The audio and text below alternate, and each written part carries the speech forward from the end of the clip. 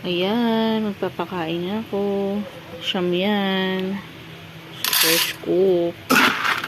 Meron akong mga alaga kasi na pregi. So, pagka ganyan, dinadagdagan ko na lang. Dagdagan natin. Diba, siyam sila. Kaya akala nila easy magpakain ng aso, ng alaga. Hindi po. Kaya yung dating post ko na nakakapagod syempre. Kaya kasi mainit ang ulo ko. Tapos may papatol pa sa init ang ulo mo, 'di ba? Parang dapat bakit? 'Di ba kayo napapagod din? Parang gano'n. Yan. Kaya feeling entitled siya. Tsaka niya. Ito yung atay. So, lalagay natin. Minsan nilalagyan ko din to ng mga gulay. Like carrots, kalabasa, yun, sayote, gano'n. Kaso ngayon hindi kasi ako bumili. Natamad ako lumabas. Parang pagod ko. Sama ng pakaramdam ko kahapon. Yan, gagamas mo lang siya. Yung atay, pinakulang atay yan. Boiled lang yan, boiled. Ganyan lang naman siya. Halo mo. Gusto nila yan. Tapos, ayan. Wait lang. Mga nag-iintay, ayun sila. Diba? Yung si Kira, may sakit pa yan eh. So, hindi ko siya masyadong inaano ng atay. Kasi manok pa din yun eh. Konting atay lang nilalagay dito. Ginagamot ko na yun eh. Kaso pagpagaling na talagang, ay nako, ewan ko ba. Pinakamot na naman niya. Iba na ang gastos lang din talaga. Shampoo niyan. Iba. Kailangan, hindi siya pwede ng ibang. So, ayan. 9 yan. Lalagyan ko siya ng vitamins. Ito, vitamins nila. Ayan, nalagyan ko siya. Tapos, halo ko na lang ulit. Kasi, ang hirap nilang painumin ng vitamins direkta. Ayan. Puro tigo 1, lang, ml. Although, kasi, minsan nalalasahan nila. Baka ayawan. Ayan. Nahalo ko na lang ulit. Naghugas pa ako ng kamay kasi gawa nga syempre hahawak ako ng tong syringe. Ayan. Higyan ko na lang lahat.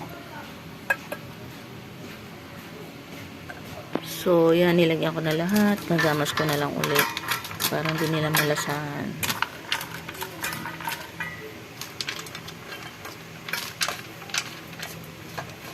So, ayan. Bibigyan ko na sa kanila isa-isa.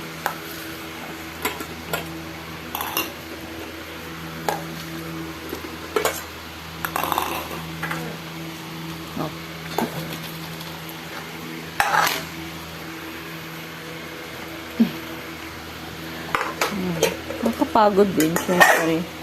Tapos, babantayan mo na. Nasaan na iba? Yan. Hindi na kasi sila na-train na kailangan ganun. Kasi nga, pagod. Kasi may trabaho. So, wala na akong time. Wala na rin time na. Saan may isa? Hindi na bigyan. Ito, maarte. Paikot-ikot pa. Kahit yung payatot na to. Ning, kain ka na. Hermes! Ito yung buntis. Si Hermes. Tsaka si Malia buntis din yan. So, kain na. Si Mingming maarte to eh. Laging paikot-ikot. Inaantay niya munang maubos yung iba bago siya kumain. Iniinggit niya. Kung mamaya na siya. Hindi ko inaano eh. Sinong isa wala? Ayun, sumigip pala oh. Ayan sila. Makain na sila. O, diba, iikot na naman si Mingming. Ganyan siya.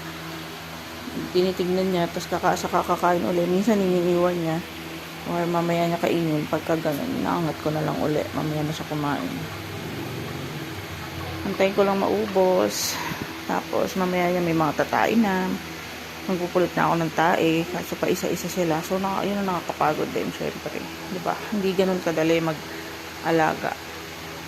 Ayun si Kira. Oh. Yung may allergy. Yan. Sobrang ano yun. Naubos niya. Nabitin pa siya. Sobra na. Tama na. Malaki na ng tiyan mo. Nabigot yan. Ganyan lang. Ganito lang lagi ng routine dito sa bahay. Ayan. Paikot-ikot. Hanggat walang susuko, walang pagkain niya, may tatayin na dyan mamaya. Paikot-ikot niya. Ihi muna. Dilawang ihi. Kasi uminom siya ng gamot eh. Wala ng allergy niya. Tapos may vitamins pang iniinom.